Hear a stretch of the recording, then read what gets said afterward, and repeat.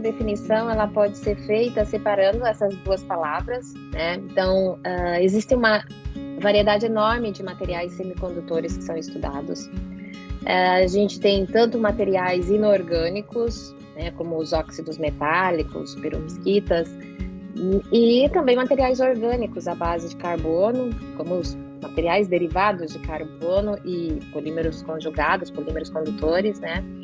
E os semicondutores, como o nome já sugere, eles são quase condutores. Isso quer dizer que eles precisam de um condicionamento para se tornar condutores. Então, quando a gente tem um material condutor, como um fio de cobre, a gente polariza esse material, os elétrons vão espontaneamente, né, para o polo positivo, cargas opostas se atraem e tem-se, então, esse fluxo de elétrons, tem-se a condutividade elétrica.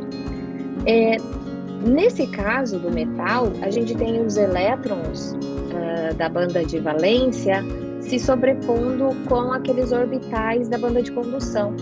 Então, eles se movem livremente, de forma diferente de um material isolante. No caso do material isolante, esses elétrons que estão na banda de valência, para eles conseguirem chegar na banda de condução, ganhar essa mobilidade e apresentar a condutividade elétrica, eles precisam absorver energia.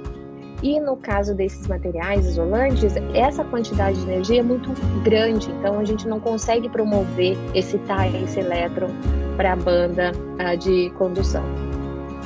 E para o caso dos semicondutores, que estão aí entre esses dois extremos, é possível fazer essa excitação, é possível promover o elétron para a banda de condução.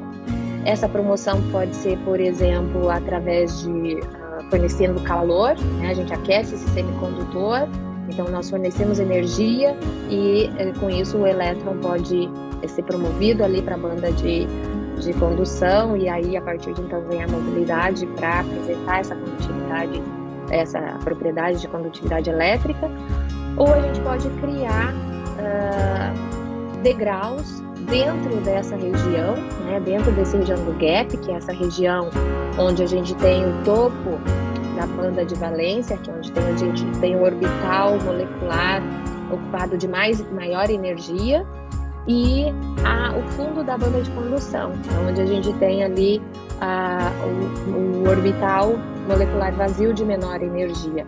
Então, a gente pode, ao invés do elétron ter que dar um salto muito grande energético, a gente pode introduzir níveis de energia intermediários e assim ele é promovido mais facilmente para a banda de condução.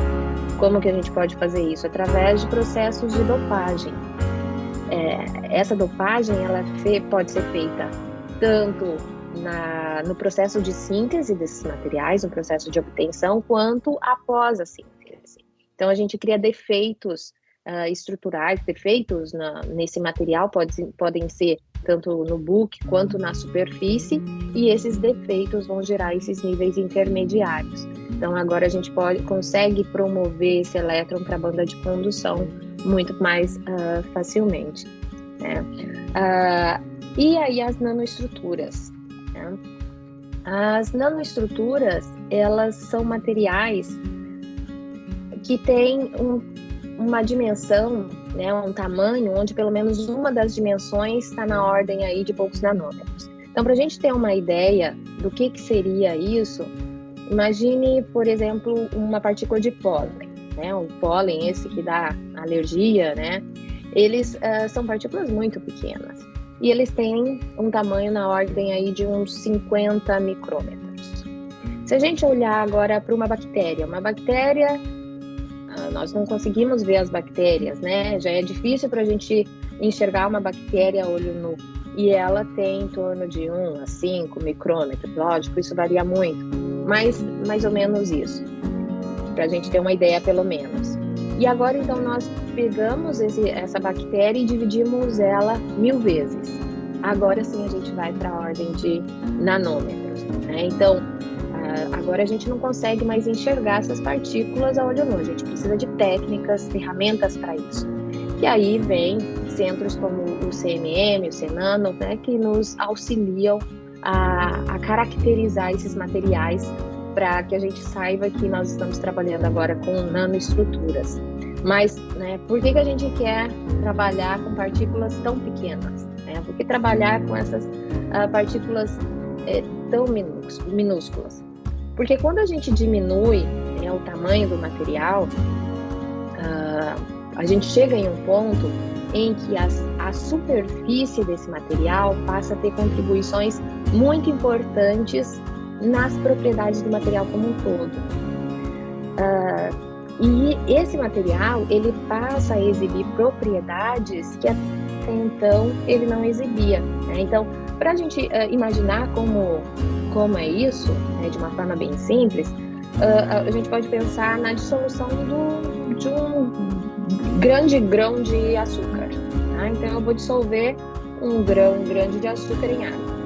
Então, eu vou ter uma certa dificuldade em dissolver esse grão. Agora, eu pego esse grão e passo ele num processo de moagem. Vou diminuir esse grande grão em pequenas partículas e agora, considerando que eu tenho a mesma massa, vou dissolver no mesmo volume de água e eu vou perceber que o processo de dissolução vai ser muito mais fácil.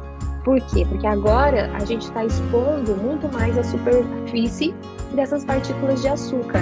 Então agora eu tenho um solvente, né, ali no caso é a água, que está interagindo com essa superfície de uma forma muito mais fácil, por isso a dissolução vai ser muito facilitada.